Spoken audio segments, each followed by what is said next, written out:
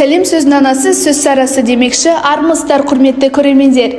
Мен Келі Кербұлақ ауданы Сарыөзек ауылы номері 49 орна мектептің 11 сынып оқушысы Абдыхан Іңкәр.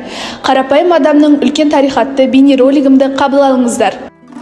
Мен Абдыхан Іңкәр.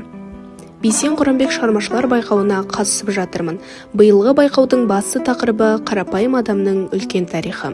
Бұл тақырып мен үшін өте маңызды. Өйткені үлкен ерліктер тек атақты адамдардан ғана емес, айналамдағы ең қарапайым, күнделікті тіршілігімен үлгі болатын жандардан да басталады. Қарапайым адам өз еңбегімен, шынайылығымен, адалдығымен тарих қалдыратын тұлға. Біреуге бақыт көрсеткен ұстаз, отбасына тірек болған ата-ана, үнсіз еңбек етіп өзгеге жылулық сыйлаған жан. Міне, үлкен тарихтың нағыз иесі осылар. Бейсен ағамыздың қарапайым да ұлы болмысын зерттей жүріп, мен бір шындықты түсіндім. Адамзат тарихында ең үлкен тарихты қарапайым, бірақ ар намысына адал адамдар жазады екен. Осы ой мені өз өлкеме, өз мектебіме қайта қарауға алып келді. Өмірден өткен, бірақ еңбегім мен өнегесі ел есінде сақталған бір тұлға жайлы ойладым. Сол сәтте мен Кербұлақтың ардақты перзенті, саналы ғұмырын білім мен тәрбиеге арнаған Ахметжан Ақбербаев есімді ұстаздың өмір жолын зерттей бастадым. Мен ол кісімен қатар жүрмесем де, оның артында қалған ізді, шәкірттерінің алғысын, әріптестерінің құрметін, жүректерде сақталған жылуын тану арқылы оның қандай адам болғанын түсіндім. Ахметжан Ақбербаев Келі Кербұлақ ауданының тумасы. 1930 жылы туған, 1946 жылы Қапал педагогикалық училищесін, 1954 жылы Абай атындағы Алматы педагогикалық институтының тарих факультетін тамамдаған. Еңбек жолын қатардағы мұғалім қызметінен бастап 30 жыл мектеп директоры болып жемісті еңбек етті. Халық ағарту саласында көп жылғы еңбегі әркез еленуде. Ол құрмет белгісі орденімен, Ұлы Отан соғысындағы жеңістің 50 жылдағы еңбек ардагері, ерен еңбегі үшін медальдармен марапатталған, республикалық мұғалімдер съезінің 2 дүркін делегаты. Одақтық республикалық ағарту саласының үздігі, республикаға еңбегі сіңген мұғалім, сондай-ақ облыстың, ауданның құрметті азаматы. Мұның бәрі ерен еңбектің, үзілсіз ізденістің, табандылық пен адамгершіліктің ақ туын берік ұстау жемісі болса керек. Бейсен ағамыз секілді қарапайымдылығымен, биік үнсіз еңбегімен ұрпаққа жарық сыйлаған адамның үлкен тарих жазатынына тағы бір көзім жетті. Мен ол кісінің әрі әріптесі, әрі шәкірті болған Айман Оразбек қызымен сұхбаттастым. Сол кезде түсінгенім, ол кісі қарапайымдылығымен биік болған адам. Дауыс көтермей, өз еңбегімен, қамқорлығымен, адамдығын жоғалтпай өткен жан.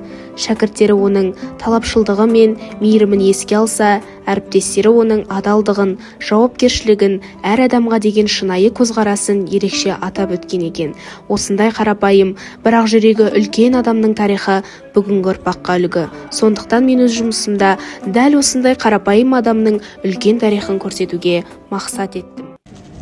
Қазір менің жанымда Айман Оразбек қызы, бұл кісі ең алдымен Ахметжан Ақбербаевтың шәкірті, кейін әріптесі болған, қазір зейнеткер ұстаз. Ал ендеше Айман апай, сұхбатымызды бастасақ, бірінші сұрақ. Сіз Ахметжан Ақбербаев ағайдың ең әуелі оқушысы болдыңыз, кейін әріптесіне айналдыңыз. Ұстаз және адам ретінде ол кісіні сізге қалдырған ең үлкен әсері қандай болды? Біз 2-ші класста оқып жүргенде бұл кісі жай мұғалімнен завуч болатын. Содан кейін директорлық орынға ауысты. Ал 7-ші классқа келгенімізде 7-ші класстан бастап бізге тарихтан сабақ берді. Сабақта көңілді, ақ жарқын, ылғи да балаларды көтеріңкі күйменен көтеріп отыратын. Әсіресе біздің қатарымызда жағдайлары, ауқаттары нашарлау оқушылар болатын, оларға да бәріне бірдей қалыпта қарайтұғын, әр баланың жағдайын ойластырып отыратын өкісі.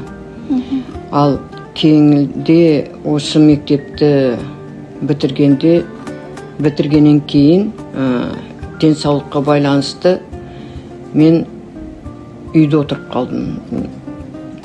Барған институтта мені қабылдамап денсаулыққа байланысты қайтарып жіберді. Сонда бір айдан кейін ағай ұмытпай мені қайтадан шақыртып алып темір жол мектептеріне математика мен физикадан дайындайтын Абай атындағы Каспий институтында факультет ашылады. Соған баруға қалайсың деп сұрады. Келісімді беріп, сол жерде 1 жыл бітіріп, сол 1 жылдық курсты бітіргеннен кейін бірден институтқа ауысты. Ағай өзі қабылдап, ақылын айтты, керек жерінде көмектерін беретінін айтты. Мінекей сөйтіп еңбекке кірісіп кеттік. Ал ендеше екінші сұрақ, Ахметжан ағаймен бірге жұмыс істеген жылдарыңызда оның мінезі, шәкіртке деген көзқарасы, ұжымдағы орны туралы қандай естелікпен бөлісе аласыз? Сізді ерекше толқытатын бір оқиға бар ма? Ал жан-жақтан, жақын ауылдардан балаларды көбіне біздің мектепке қабылдамайтын. Ал сол арада менің есімде қалғаны бір ата немересін жетектеп келіпті. Малшылар екен. Баланы қоятын таныстар, туыстары бұл арада болмағандықтан интернатқа алуларын, қабылдауларын өтініп сұрайды. Сонда енді қалай енді келтіруге болады деп, жарайды қария, сіздің жасыңызды сыйлап, сіздің енді еңбегіңіз бар екен, малшылар әдетте уақыты жоқ, сондықтан мұнда қарауда болады, және мұғалімдердің қарамағында болады деп интернатқа орналастырған еді. Міне сол мысалдан ақ ол кісінің жаңағы балалардың жағдайын ойластыратынын, адамныңға деген көмегін аямайтындығын көруге болады ғой деп ойлаймын. Міне осы сұхбаттан байқағандарыңыздай, Ахметжан Ақбербаев атамыз қарапайым адамның үлкен тарихын көрсете білген ұлы тұлға екенін байқаймыз. Айман апай, сізге бізге осы сұхбатқа қатысқаныңызға, Ахметжан Ақбербаевтың өмір жолындағы естелікпен бөліскеніңізге көп рахмет. Әр адамның өмір жолы өз алдына бір үлкен тарих. Халыққа қызмет етіп, адал еңбегімен елге үлгі болған жандардың тағдыры бізге рух беріп қана қоймай, алға жетелейтін бағдар болады. Біздің өлкеден шыққан Ахметжан Ақбербаевтай тұлғалардың өмірі кейінгі ұрпаққа қалдырған аманат, өшпес өнеге. Біз сол аманатқа лайық болып, өз жолымызды да еңбектен, табандылықпен, адалдықтан бастауымыз керек. Өйткені тарих өткеннің ғана емес, бүгіннің, біздің жасаған әр ісімізден құралады. Әр қайсымыздың үлкен тарихымыз өз жолымызда. Сол тарихты қадірлей білейік.